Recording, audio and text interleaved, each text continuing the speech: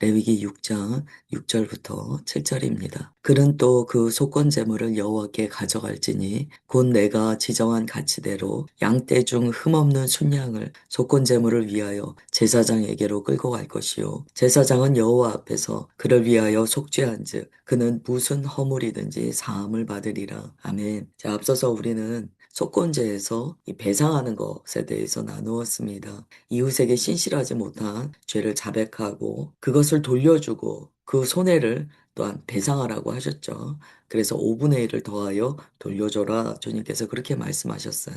6절에서부터는 하나님께서 한 가지를 더 요구하세요. 그래서 그는 또 이렇게 시작합니다. 그는 또 무엇을 해야 하냐면 하나님을 향하여 나아가야 합니다.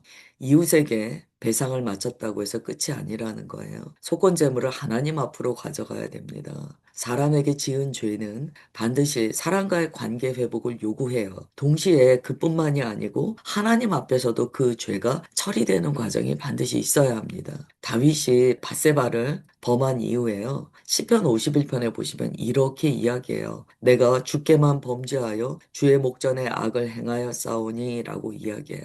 여기에 이제 주께만이라고 되어 있어서 그러면 밧세바에게는 우리아에게는 잘못한 거 아니라는 이야기야 라고 생각하실 수 있는데요. 그런 의미는 아닙니다. 사람에게만 지은 것이 아니고 하나님께도 제가 죄를 지었습니다 라는 이야기예요. 즉 궁극적으로는 이 모든 것이 하나님을 향하여 신실하지 못한 죄입니다 라는 고백이에요. 속건제물로 요구되는 것이 양떼 중에서 흠없는 순양이에요. 예수님을 나타내는 제물이죠. 이 죄의 대가를 치르는 제물은 언제나 완전해야 됩니다. 과거에 이스라엘 사람들이 제물을 택할 때 그 완전한 제물을 택하기 위해서 얼마나 힘들었겠는가를 유추해 볼 수 있어요. 그러면서 한 가지 또 이렇게 생각해 볼 수 있어요. 과연 완전한 제물이란 있었는가? 라는 거예요. 사실 그들이 아무리 완전한 제물을 구한다고 해도요, 완전한 제물이 어디 있겠습니까? 결국 그들이 계속 제사를 드리지만 사실은 불완전한 제사였다는 거예요. 그러니까 이러한 제사를 드릴 때마다 사람들 마음에 남는 것은 완전한 제물이 필요하다는 거죠. 예수님께서 우리에게 완전한 제물 되어 오셔서 단 한 번의 속죄로 완전하고 영원한 제사를 이루셨습니다. 그래서 베드로전서 1장 19절에 보면 예수님을 이 완전한 제물로서 표현해요. 이 흠도 없고 점도 없는 어린 양 예수께서 우리를 향한 온전한 제물이 되어 주셨다는 거예요. 죄 지은 자가 속건 제물을 제사장에게로 가져갑니다. 이 제사장은 중보자의 역할을 하는 거죠. 그래서 그들의 제사를 하나님께로 가져가서 하나님의 속죄를 받는 역할을 합니다. 이게 이제 또한 예수님의 역할이시죠. 예수님께서는 이 땅 가운데 대제사장으로 오셨어요. 그래서 우리의 죄를 대신 지시고 하나님 앞에 나아가 용서를 받으셨습니다. 완전한 속죄의 은혜를 우리 가운데 내려주셨다는 거예요. 이런 모든 내용이 이 히브리서에 잘 나타납니다. 히브리서 4장 16절에 보면 우리가 잘 아는 말씀이에요. 그러므로 우리는 긍휼하심을 받고 때를 따라 돕는 은혜를 얻기 위하여 은혜의 보좌 앞에 담대히 나아가라 라고 이야기해요. 이게 바로 예수님께서 열어놓으신 은혜입니다. 7절에 모든 제사를 종교로 하는 선언을 주세요. 무슨 허물이든지 사함을 받으리라. 이 속죄제든지 속건제든지 주님께서는 항상 끝에 약속해 주세요. 무슨 허물이든지 사함을 받으리라. 이게 하나님의 결론이세요. 하나님께서는 자비가 한이 없으신 인애의 하나님이시죠.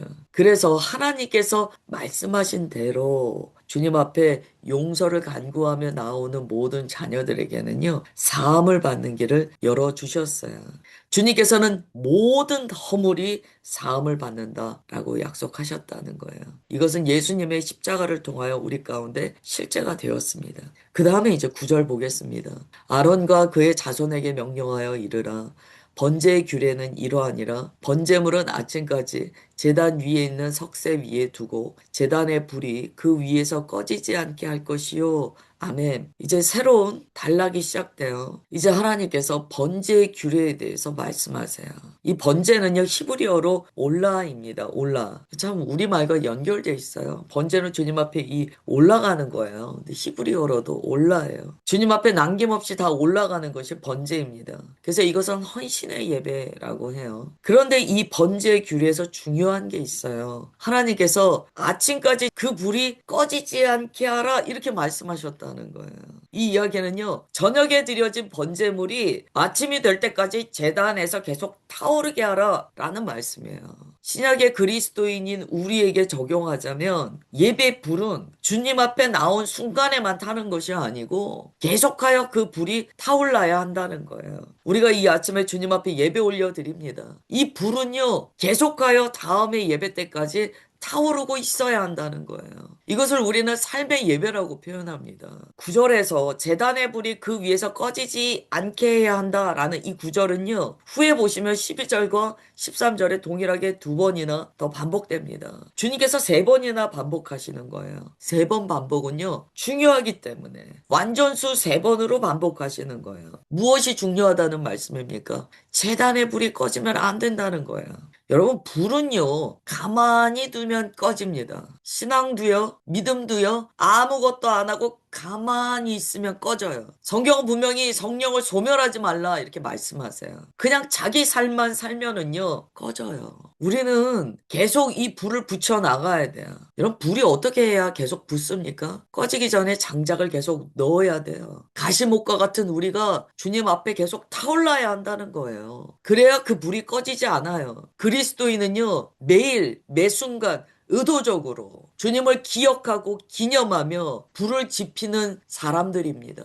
말은 그리스도인이라고 하면서 자기 삶에 주님을 향한 예배 불을 계속 지피지 않는 자, 결국 성령을 소멸하게 돼요. 로마서 12장 11절을 보면 이런 구절이 있어요. 부지런하여 게으르지 말고 열심을 품고 주를 섬기라 이렇게 이야기합니다. 번제단에 불을 꺼뜨리지 말라는 말씀과 같죠. 부지런하여 게으르지 말고 열심을 품고 주를 섬기라 강조합니다. 이게 번제단에 불을 꺼뜨리지 않는 그리스도인의 삶이에요. 이 불타오르는 상태가 꺼지지 않는 것, 부지런하고 게으르지 않고 열심을 품고 계속하여 주를 섬기는 상태가 불이 꺼지지 않는 상태예요. 밤은요, 아무도 보지 않는 시간이죠. 밤은요, 회중도 없고, 뜨거운 차장 소리도 들리지 않고, 박수도 없고, 사람들의 인정도 없는 시간이에요. 그러나 주님께서는요, 그 밤 새도록 아침까지 번제물이 타고 있어야 한다라고 말씀하셨어요. 이것을 묵상하면 이런 의미도 받게 됩니다. 아무도 주님 앞에 예배드리지 않는 시간, 깨어 예배드리라는 거예요. 뭐 단순히 처리하라 이게 아니에요. 사람들이 주님을 외면하는 그때 여전히 주님 앞에 나오는 자, 여전히 주님을 기억하고 기념하고 예배드리는 자가 하나님의 마음에 기쁨을 내어드린다는 거예요. 그래서 사실 예배는요, 남들이 다 드릴 때 같이 드리는 예배, 그건 기본이에요. 예배드리지 않는 그때 주님 앞에 나아가 예배드리는 자가 불을 지키는 자가 됩니다. 로마서 12장에 1절에 보시면 이렇게 말씀하세요. 너희 몸을 하나님이 기뻐하시는 거룩한 산 제물로 드리라. 이는 너희가 드릴 영적 예배니라. 이 말씀을 또한 여러 각도에서 묵상할 수 있는데 이렇게 감동하여 주세요. 여러분, 우리가 살아있으니까 예배 드리는 거예요. 주님께서는요, 살아있는 자가 삶으로 예배 드리는 것을 원하세요. 언제 예배 드립니까? 저 죽어서 천국 가서 예배 드릴게요. 주님께서 원하시는 예배는 육신이 살아있는 이때 거룩한 산제물로 내게 나오라. 내가 그것을 기뻐한다. 라고 말씀하세요. 9절의 말씀을 통하여 나는 나의 삶을 제단 위에서 꺼지지 않는 불로 주님께 번제로 내어드리고 있는가. 나는 매 순간 아무도 주님께 예배드리지 않는 그 시간에도 여전히 주님을 기억하며 항상성을 가진 성도의 태도와 예배의 삶을 사는가, 이걸 점검해 보면 좋겠습니다. 그 다음에 10절부터 11절이에요. 제사장은 세마포 긴 옷을 입고 세마포 속바지로 하체를 가리고 제단 위에서 불태운 번제의 재를 가져다가 제단 곁에 두고 그 옷을 벗고 다른 옷을 입고 그 재를 진영 바깥 정결한 곳으로 가져갈 것이요. 아멘. 이 구절은요, 이 번제를 드리고 남은 그 재를 처리하는 제사장의 행동을 보여줘요. 얼핏 보면 제사장이 재를 갖다 버리는구나 이렇게 볼 수 있어요. 그런데 자세히 보면요, 굉장히 깊은 의미가 담겨 있어요. 제사장이요, 재를 가져갈 때 어떤 옷을 입고 있습니까? 세마포 긴 옷, 세마포 속바지를 입고 있다는 거예요. 즉 세마포 예복을 입고 있다는 거예요. 아니, 청소할 때 편한 옷을 입어야지 왜 예복을 입습니까? 번제를 드리고 남은 찌꺼기와 같은 죄를 처리하는데 왜 예복을 입습니까? 이걸 묵상하면 하나님께서 주시는 메시지가 있습니다. 죄는요, 우리가 생각하는 것처럼 찌꺼기가 아니라는 거예요. 이 죄가 어떻게 생겼습니까? 삶의 예배로 나아가며 주님께 헌신한 그 번제물, 성도의 삶이 태워진 죄예요. 그렇다면 이건 단순한 찌꺼기가 아니에요. 이것은 섬김의 결과예요. 주님께 나를 다 태워드린 결과예요. 그러므로 이 죄는요, 정결한 곳으로 가져가야 되는 하나님의 거룩의 의미를 담고 있다는 거예요. 제사장도요, 모든 순간 삶의 예배로 나아가는 거예요. 우리가 제사장이라고 주님께서 말씀하세요. 그러면 우리가 어떻게 해야 됩니까? 어떤 순간에도 주님 앞에 세마포 예복을 입고 있어야 한다는 거예요. 이게 요한계시록에 그대로 나옵니다. 우리가 주님을 맞이하러 나아갈 때 우리가 흰옷을 입고 있어야 돼요. 흰옷을 입은 자가 이기는 자예요. 흰옷을요, 입었다 벗었다 버릇하면 어떻게 될까요? 그리스도인이 살면서 주일에 예배 드릴 때는 흰옷을 좀 입었다가 자기 놀러 다닐 때는 벗고 입었다 벗었다 입었다 벗었다 하면 어떻게 될까요? 입은 겁니까? 벗은 겁니까? 성경은 그것을 입었다라고 말하지 않아요. 그것은 벗은 거예요. 그래서 주님께서 라오디게아 교회에게 말씀하세요. 벌거벗었다는 거예요. 우리는 항상 예복을 입은 자의 삶을 살아야 됩니다.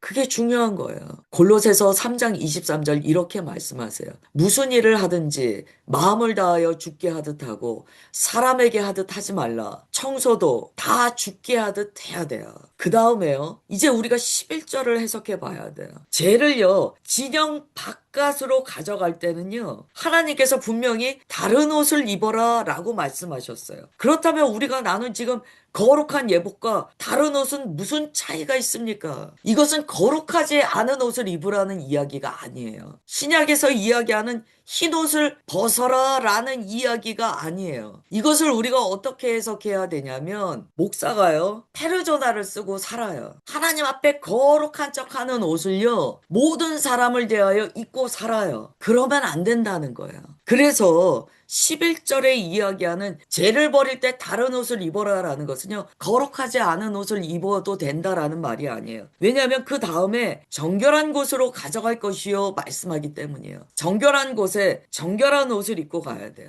여기에서 다른 옷은요, 오히려 신약으로 보자면 자기 권위의 옷, 가면을 쓰지 말라는 의미로 해석할 수 있습니다. 그러니까 마치 바리새인들이 그랬던 것처럼 계속 가면을 쓰지 말아라 라는 의미로 해석해야 돼요.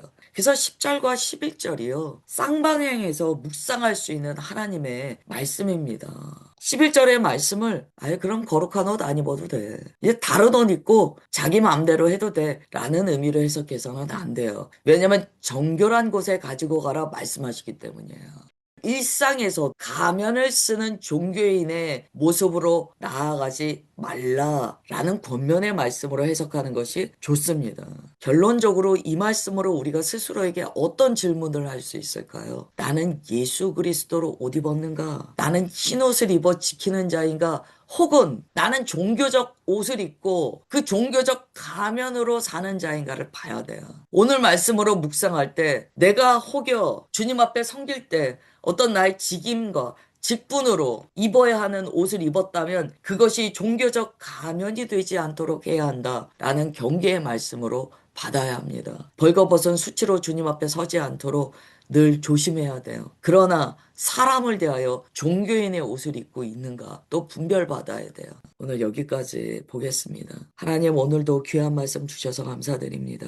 모든 속건죄는 또한 주님 앞에 나아가야 허물의 사함을 입는다는 것을 깨닫습니다. 사람을 대하여만 잘못을 고하고 배상하는 것이 아니요 주님 앞에 회개하는 우리 모두가 되게 하옵소서. 또한 주님께 올라 번제로 나아갈 때 그 불을 꺼뜨리지 않도록 주님 앞에 항상 삶으로 예배드리는 우리 모두가 되게 하옵소서. 하나님 우리가 조각목입니다. 주님 앞에 나아가 조각목으로 태워지는 우리 모두가 되게 하옵소서.